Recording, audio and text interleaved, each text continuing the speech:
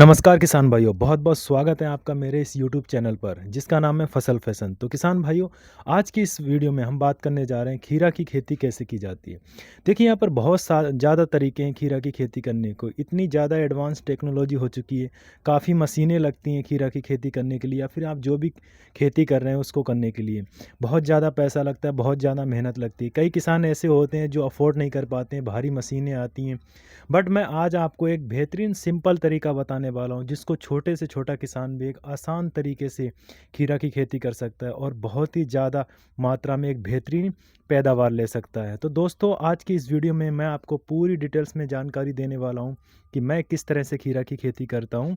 आपको क्यारियाँ कैसे बनाई जाती हैं, खेत की सफाई कैसे की जाती है, खाद कैसे मिलाया जाता है, कौन सी किस्म सबसे बेहतर है, बीज को कैसे तैयार किया जाता है। दोस्तों, वीडियो शुरू करने से पहले आप मुझे कमेंट बॉक्स में कमेंट करके बता सकते हैं कि अभी आपने कौन कौन सी खेती कर रखी है। चलिए दोस्तों, करते हैं वीडियो को शुरू। तो किसान भाइयों, ये बीज है खीरा का। इसको आप बोने से पहले या फिर इसकी बुआई करने से पहले अंकुरित करना है, जिसके लिए इसको धूप में सुखाना बहुत ही ज़्यादा ज़रूरी है। चलिए अब बात करते हैं कि क्यारियाँ कैसे बनाई जाती हैं, क्या इसकी नपाई की जाती है। तो आप देख सकते हैं यहाँ पर कुछ इस तरह से हम क्यारियाँ बनाते हैं। एक रस्सी से यहाँ पर नाप लेते हैं और बिल्कुल सीधी लाइन लेके यहाँ पर जो गैप रहता है दोनों क्यारियों के बीच में, वो लगभग 10 फुट का हम गैप रखते हैं। आप देख सकते हैं ये जो आपके सामने एक लकड़ी पड़ी हुई, इसी से हम नपाई कर रहे हैं। बिल्कुल सिंपल तरीका है, इसमें कोई यहाँ पर ज़्यादा खर्चा नहीं है। बस आप एक रस्सी और एक टुकड़ा ले सकते हैं लकड़ी का, तो उससे आप बेहतर तरीके से आप नपाई कर सकते हैं।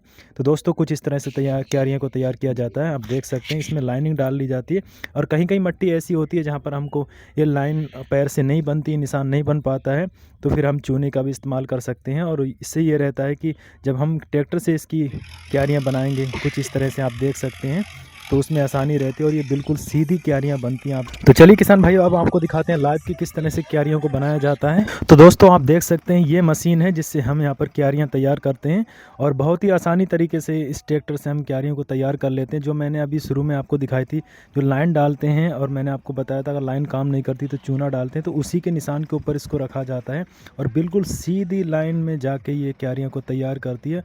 बहुत ही सिंपल तरीके से अगर आप 2-3 बीघा की बात करते हैं तो ये ज़्यादा से ज़्यादा आधे घंटे के अंदर तैयार कर देती है। आधा घंटा नहीं तो 40 मिनट के अंदर ये तैयार कर देती है। तो चलिए किसान भाइयों, अब आपको दिखाते हैं कि इसकी खलसाई कैसे की जाती है और इसमें कौन कौन से खाद हैं जो मिलाए जाते हैं। आप देख सकते हैं यहाँ पर डीपी, यूरिया और भी बहुत सारी चीज़ें यहाँ पर मिलाते हैं, जिससे क्या रहता है कि जो ज़मीन में एक मजबूती, एक जो नाइट्रोजन, जो न्यूट्रिशन मिलना चाहिए वो ज़मीन में रहता है इनके ज़रिए, और जिससे पौधा एक बेहतरीन तरीके से जमकर आता है।